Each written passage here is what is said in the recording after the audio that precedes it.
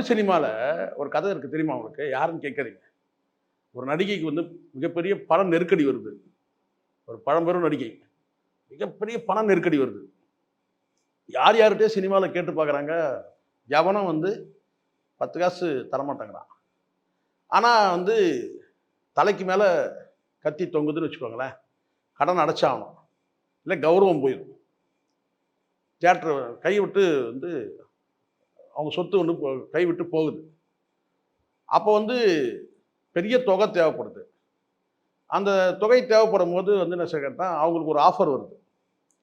ஒரு ஒரு மனிதரோட இருந்தால் உங்களுக்கு ஒரு குறிப்பிட்ட தொகை கிடைக்கும். அதன் மூலமாக வந்து குறிப்பிட்ட தொகையில் அந்த தொகை ஃபுல்லாக முடிஞ்சிடும். உங்கள் கையில் அந்த ப்ராப்பர்ட்டியே வந்துடும். என்ன சொல்கிறீங்க? ஏலத்துக்கு போகாது, கௌரவம் போகாது, எதுவுமே போகாது. அதுக்கு என்ன செய்யணும்? ஒரே ஒரு நைட்டு மட்டும் ஸ்பெண்ட் பண்ணணும். அந்த நபருக்கு வந்து குஷ்டரோகம்.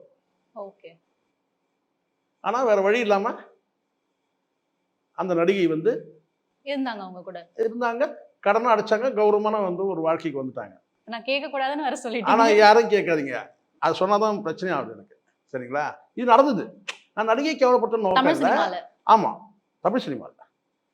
அதனால வந்து என்னன்னா, இங்கே சில பேர் வந்து சமரசத்துக்கு ரெடி ஆயிடுறாங்க.